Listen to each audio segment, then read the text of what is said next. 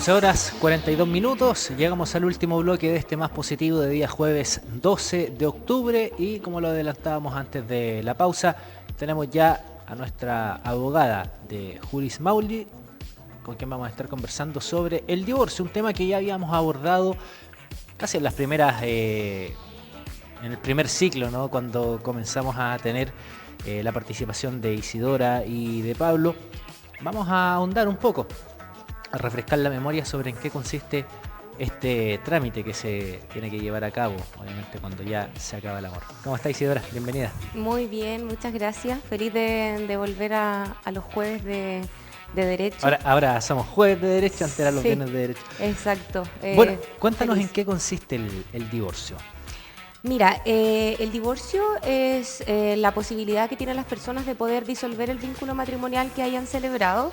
Y el divorcio como institución jurídica es una institución bastante reciente, debido a que antes de la ley de matrimonio civil, que fue promulgada a fines del año 2004, no existía la institución propiamente tal del divorcio, sino que la gente, para poder terminar con su matrimonio, solamente podía anular el matrimonio.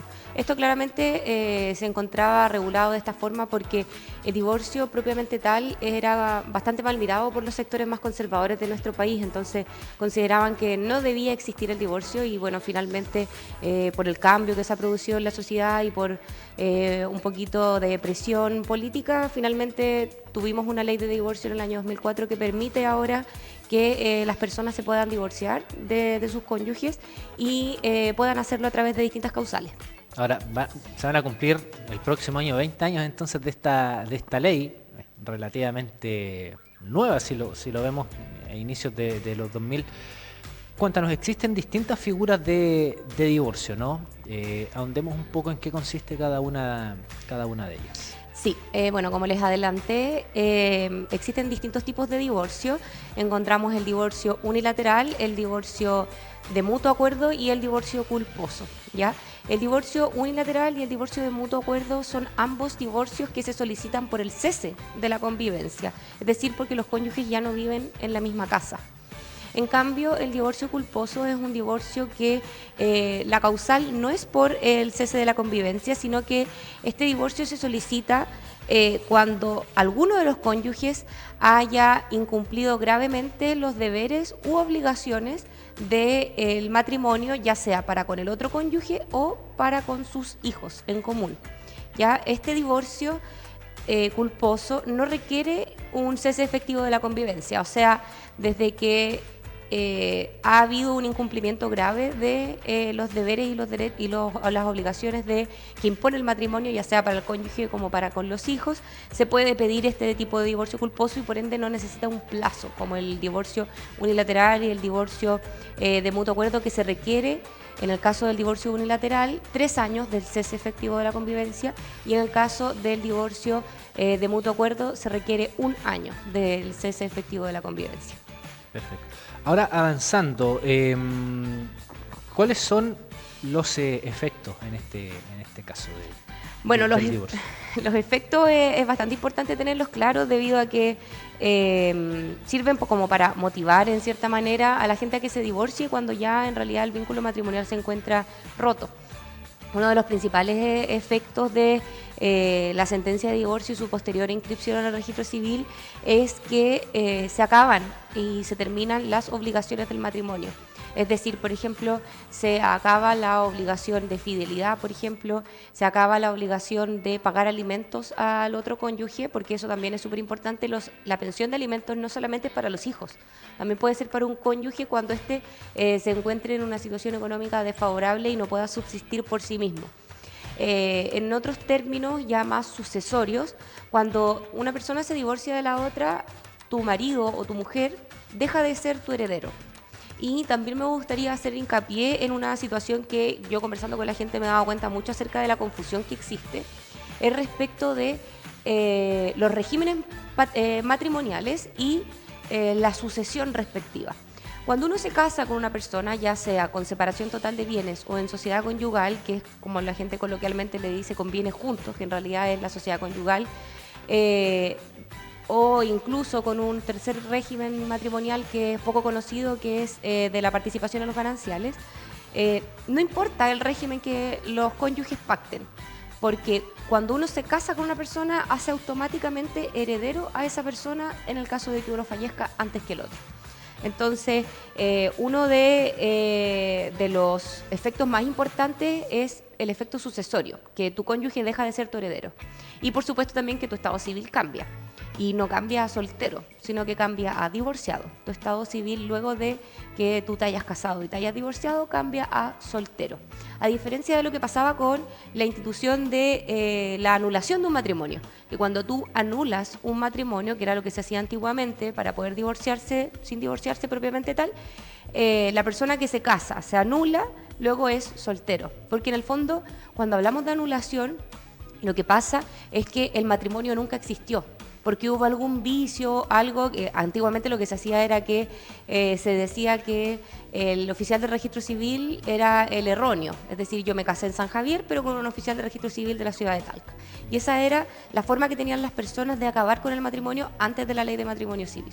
Perfecto. Ahora eso ya no se aplica, o sea, uno se divorcia y en un certificado del registro civil de matrimonio va a aparecer como divorciado, ¿no? Exacto, exacto. Tu estado civil cambia de casado a divorciado. Ahora, cuéntanos respecto a este tercer, mencionamos sociedad conyugal, separación de bienes, y otro más que nos comentaste no era muy conocido. Sí, participación en los gananciales. Eso, ¿en qué consiste? Mira, la participación en los gananciales es un régimen que muy poca gente conoce y que consiste básicamente en que durante el matrimonio, durante la vigencia del matrimonio, los cónyuges se miran como separados de bienes, ¿ya? La diferencia es que una vez que el matrimonio se acaba, es decir, se divorcian, se debe sacar en cuenta cuánto es lo que creció el patrimonio de un cónyuge y lo que creció el patrimonio de otro cónyuge, ¿ya? En este sentido es súper importante, y muy pocas parejas lo hacen, de hacer un pequeño inventario antes de casarse respecto de cuáles son los bienes de cada uno de los cónyuges, ya sean bienes muebles valiosos con un alto valor o bienes inmuebles. En este sentido se establece con este inventario cuál era el patrimonio total de uno de los cónyuges, para ver cómo es el resultado luego de que se acabe el matrimonio y para ver efectivamente cuánto creció patrimonialmente cada cónyuge. Pongamos un ejemplo. Yo me caso y no tengo ni un solo bien, y mi marido también no tiene ningún solo bien, entonces ni siquiera hicimos inventario porque en realidad ninguno de los dos tenía ningún bien. Pero al término del matrimonio, cuando yo decido divorciarme, resulta que yo de mi patrimonio de 0 aumenté a 100 y mi cónyuge de patrimonio 0 no aumentó nada. Entonces, estos 100 se deben dividir, que es el excedente entre mi patrimonio inicial y el patrimonio inicial de él, se deben dividir en 2, ¿ya? Entonces, ahí se debe hacer una operación matemática para ver cuánto fue la ganancia de cada uno, y por eso se llama participación en los gananciales, porque el cónyuge que tuvo un menor crecimiento patrimonial durante la vigencia del matrimonio va a poder participar de este excedente que tuvo el otro cónyuge.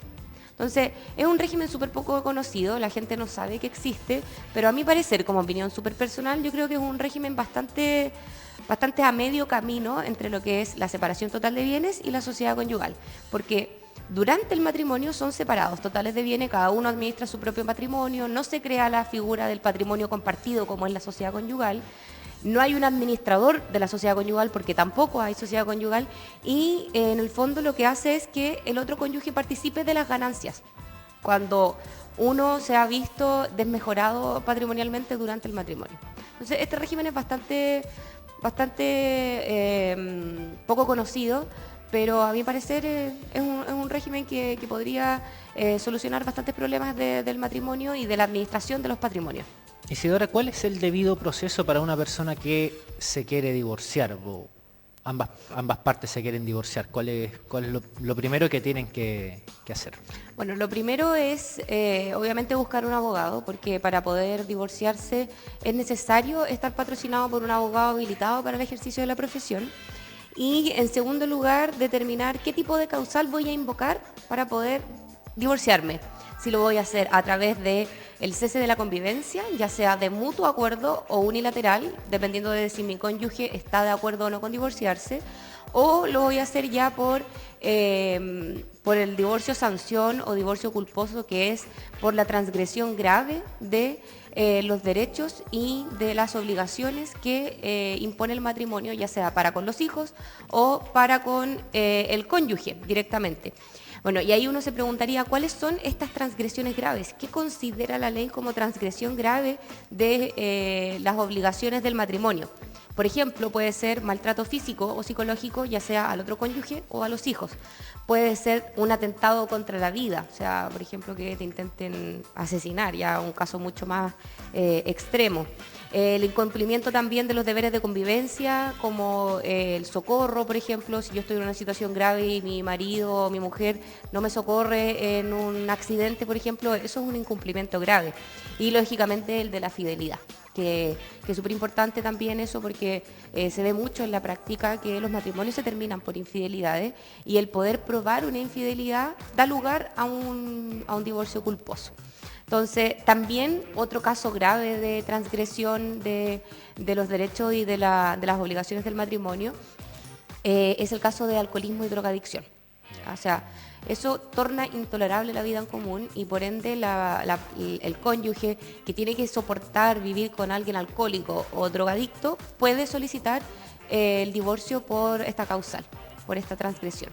¿Eso es algo reciente o desde que se creó la ley está contemplado? Desde que se creó la ley que está contemplado ese tipo de divorcio, que es el tipo del divorcio culposo o sanción.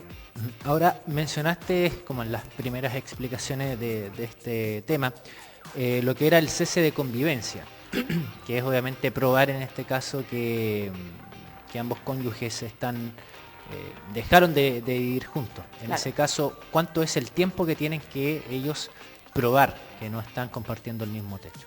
Esto depende de si yo divorcio o sea, si quiero divorciarme unilateralmente de mi cónyuge, es decir, si el otro no está de acuerdo con el divorcio, yo necesito probar que hace 3 años que ya no vivo con esa persona, ¿ya? En cambio, si es de mutuo acuerdo, si ambos cónyuges están de acuerdo con divorciarse, es solo 1 año. Entonces, este cese de la convivencia es una de las causales para divorciarse, y se puede probar a través de varios documentos. El más común es el acta que se extiende en los mismos juzgados de familia, cuando uno de los cónyuges va y en el juzgado de familia dice, bueno, quiero poder tener un acta del cese efectivo de la convivencia. A través de este acta se notifica al otro cónyuge de esta situación, que están acreditando el cese efectivo, y de ahí en adelante se empieza a contar el plazo de 1 o 3 años, ¿ya? También puede ser a través de, por ejemplo, una transacción aprobada judicialmente. Por ejemplo, una pareja se separa y regulan alimentos en favor de los niños. Cuando se regulan alimentos o relación directa irregular, también conocida como visitas, la ley entiende tácitamente que ya no están viviendo juntos, porque si no, no tendrían por qué regular alimentos, porque si no los dos pagarían la crianza, la educación, los alimentos de los hijos. Entonces, este cese efectivo de la convivencia se puede probar de distintas maneras, y la ley lamentablemente distingue entre los matrimonios celebrados antes del 2004 y los matrimonios celebrados con posterioridad al año 2004. ¿Por qué? Porque antes de la ley, o sea, los matrimonios celebrados antes del 2004 pueden probar el cese efectivo de la convivencia a través de cualquier medio probatorio: testigos, documentos, declaración de parte, como que también se llama absolución de posiciones o prueba confesional. Sin embargo, los posteriores al año 2004 tienen que probarlo a través de un acta del cese efectivo de la convivencia o a través de la transacción judicial que yo te mencionaba anteriormente. Sin embargo, existe una discusión alrededor de este tema, y es que esta diferenciación entre los que se casaron antes del 2004 y los que se casaron posterior al 2004, de cierta manera transgrede el principio de igualdad ante la ley. O sea, claro, estoy diciendo, hay tipos de ciudadanos y tipos de ciudadanos que no pueden divorciarse o que no pueden probar su divorcio a través de distintos medios de prueba. Entonces, en el fondo, los tribunales han ido unificando un poco este criterio, en el sentido de que dejan que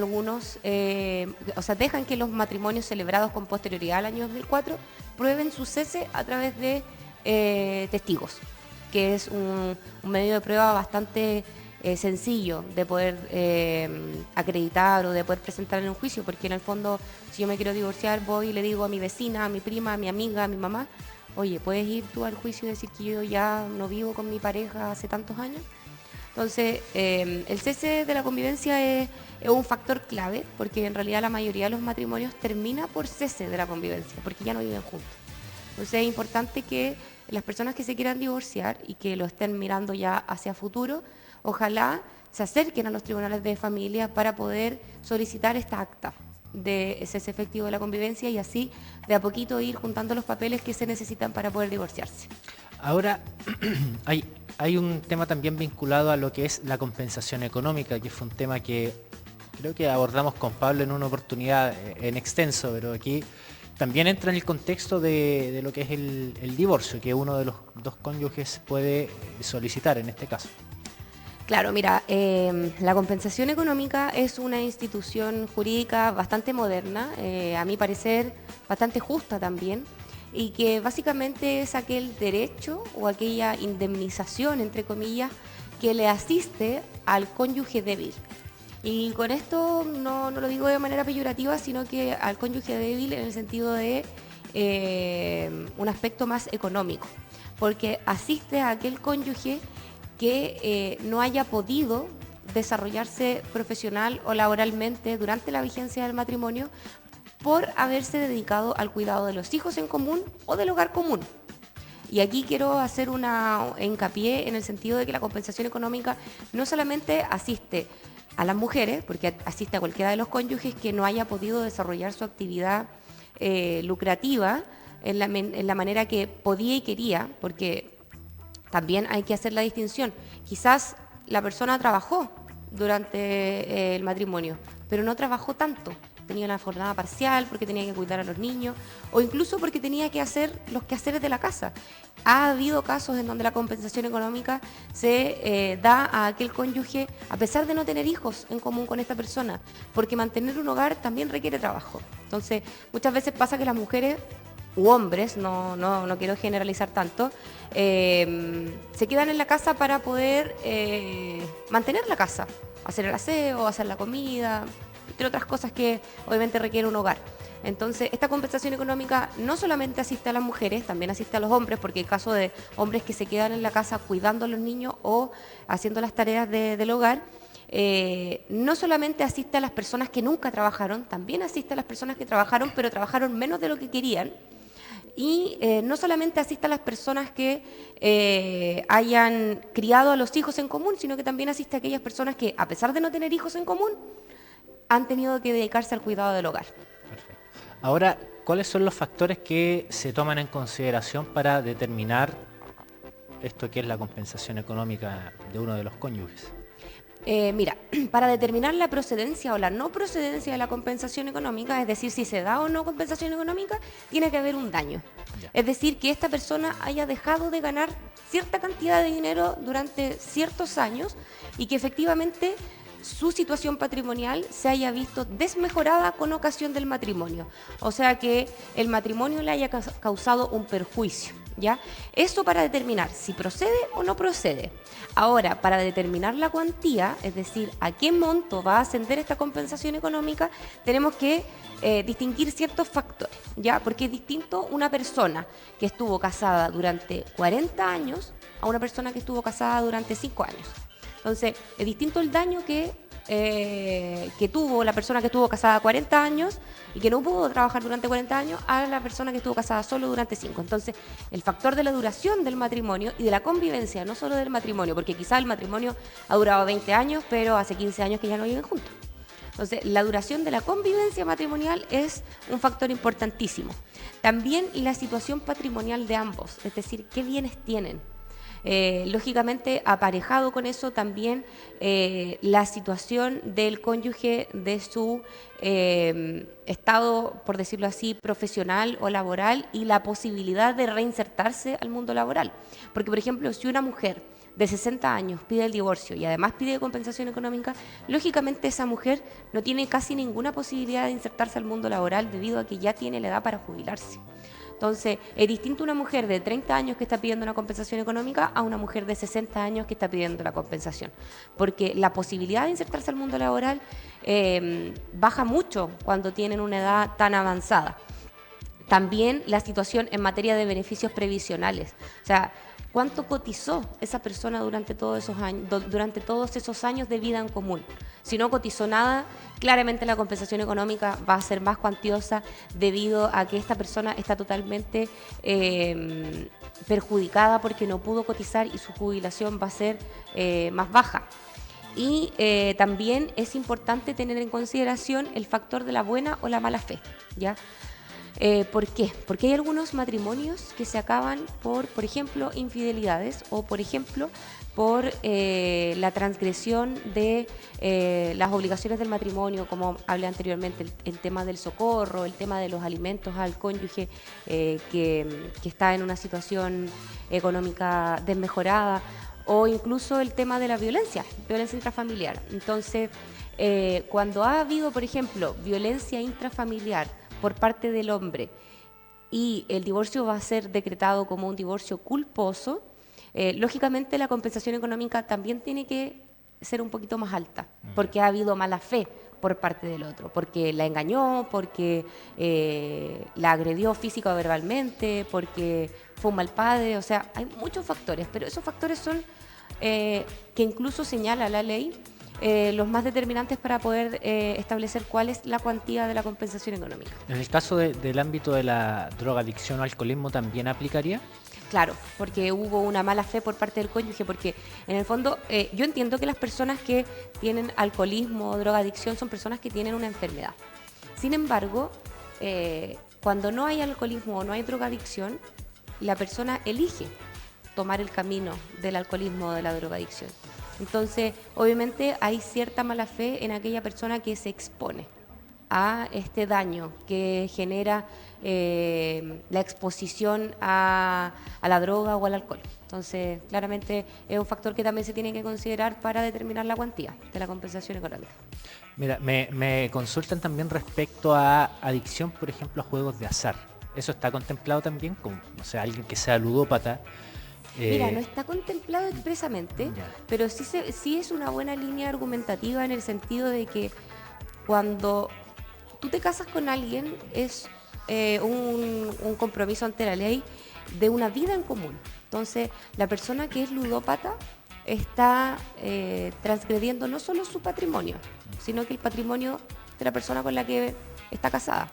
Entonces, la ludopatía también podría ser considerada, y súper interesante la pregunta porque no me ha tocado en la práctica, pero sí podría ser considerada, a mi criterio, como una transgresión grave de los derechos y de las obligaciones del matrimonio, porque lógicamente si tú estás despilfarrando tu patrimonio, al de al lado también le va a perjudicar. Sí. Lo último, ¿en qué consiste la compensación del divorcio? ¿Cómo la compensación del divorcio? O sea, está la compensación económica por una parte. Una vez finalizado el trámite del divorcio, muchas veces uno de los cónyuges puede solicitar también a la otra parte con los gastos propios de abogado, por ejemplo, al momento de llevar a cabo las costas de... Eso se puede solicitar cuando uno demanda a otra persona. Al final de la demanda puede solicitar que la otra parte pague costas si es que se ha opuesto al matrimonio sin una razón de peso. Yeah. Entonces, el juez puede determinar que la parte que se ha opuesto sin un motivo plausible para esta oposición, puede determinar que pague las costas de los abogados. Entonces, sí es posible, no se ve mucho, porque generalmente cuando te demandan por divorcio unilateral, la otra parte se allana. Y en el divorcio mutuo acuerdo no hay pleito, no hay discusión, son los dos que están de acuerdo de divorciarse. Entonces, claramente se pueden solicitar que se paguen las costas, pero es una situación muy casuística que se tiene que ver caso a caso, entonces no es siempre el tema del pago de las costas. Perfecto. Isidora Villalobos, conversábamos con ella en esta jornada de jueves sobre el divorcio, los trámites, lo que se puede también exigir relacionado con compensación económica y el cese de convivencia. Juris Mauli está disponible en la página web, ¿no? Para Exactamente. tener ahí con alguno de los, atención con algunos de los abogados que componen esta entidad. Muchas gracias, sí. Nosotros, bueno, como comentamos siempre en estas entrevistas, nosotros nos ubicamos en la calle 2 Sur con 2 Oriente, en la ciudad de Talca, el edificio Espacio Talca número 870.